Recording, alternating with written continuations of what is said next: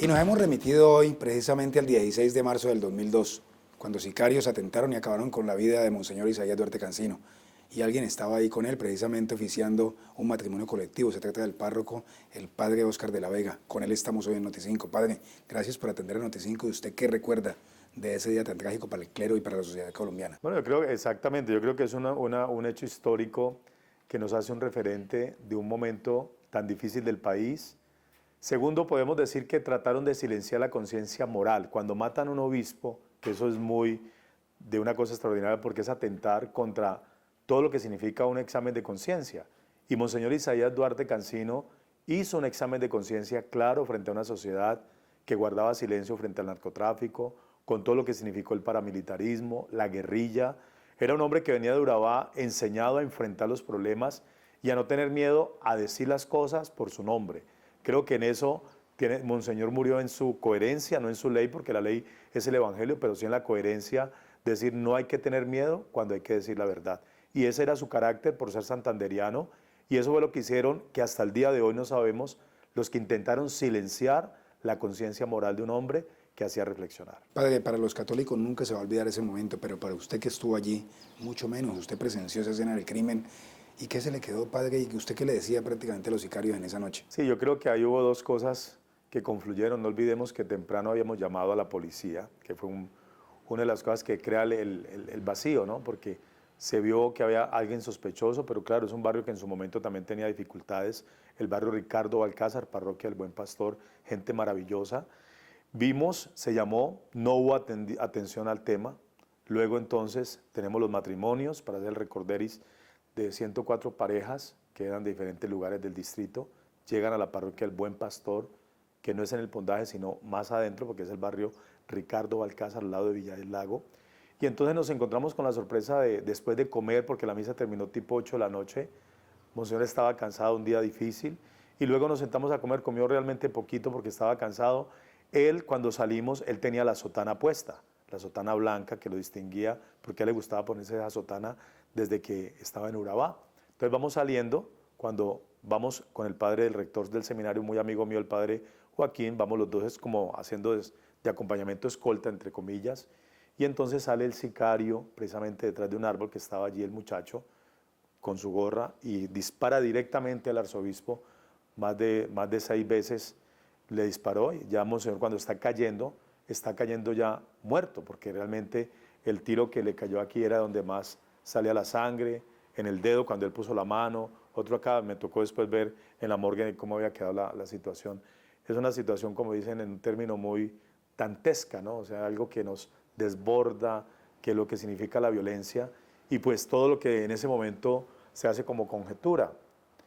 Yo veo a Monseñor que cae, digo, misericordia, Dios mío, y pienso en el amarillismo, entre comillas, también, porque a veces uno dice, todo esto crea el sensacionalismo de un barrio de gente buena, de pronto no se entiende el momento, pero Monseñor sabía que había una dificultad desde hacía un mes, cuando se fue confrontado por otro medio de comunicación que decía el presidente en su momento, el señor Pastrana, que tira la piedra y esconde la mano. No olvidemos que esa fue la frase desafiante que un presidente le hace a un obispo que está haciendo la interpelación de un problema que es el dinero del narcotráfico, que es el problema de la violencia. Entonces, en su momento el presidente dice, tira la piedra y esconde la mano, que muestre, que diga nombres. Eso fue fatal.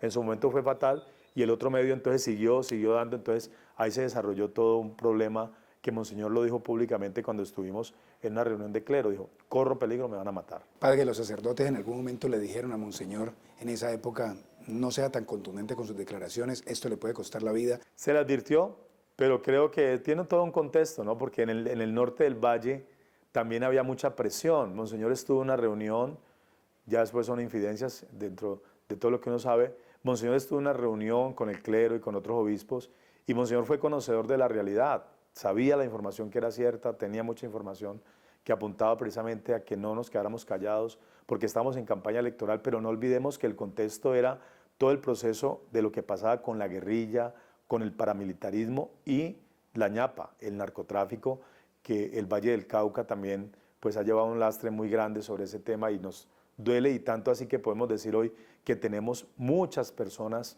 que han perdido la vida por causa de esta situación. Padre, pero no nos podemos quedar ahí precisamente recordando ese hecho lamentable, sino ver la parte positiva, porque se le llamó el pastor de la paz. Las obras como el Banco de Alimentos, las obras como Samaritanos, los colegios arquidiocesanos. ¿Qué resalta usted de lo que nos dejó el arzobispo de Cali, Monseñor Isaías Duarte Cancino? Yo creo que Monseñor tenía la palabra clave, que más personas conozcan a nuestro Señor, y él decía, la gloria de Dios es la gloria del hombre, o sea, siempre la dignidad del ser humano. Era contundente en eso, aunque era un hombre muy estricto, tenía muy claro lo que era la parte espiritual. Y era un hombre que le hablaba al rico y al pobre. Le hablaba claramente en la conciencia a un grupo de empresarios, diciéndole, tenemos que hacer. Él no decía, tienen, vamos, se metía y les decía, tenemos esta obra. No tengo nada para empezar, pero yo sé que ustedes me van a ayudar y tenemos que hacer algo por esta gente. Un verdadero líder. Claro, y todo el tiempo se involucraba y hablaba en plural. Tenemos que hacer, no tienen. Mire la palabra como es de diferente. Monseñor se medía, era muy chistoso porque él llegaba y saludaba y llegaba midiendo una vez terreno, ¿no? Decía, esto es lo que necesito aquí para hacer tal cosa. Por eso era muy ágil, porque no tenía miedo, un hombre muy devoto de San José, era un hombre proactivo. Volviendo al tema, cuando uno dice que el obispo entrevistó con Castaño, no olvidemos que el arzobispo tuvo problemas con el general Bedoya en su momento. Es que lo enfrentó y lo encaró cuando estaba allá. Entonces, me parece a mí que hay una información que no ha logrado como confluir a la verdad. Que Monseñor le hablaba a todo el mundo era lo que tenía que hablarle. Muchas gracias, Padre Óscar de la Vega, por atender a Noti5. Hasta una próxima oportunidad.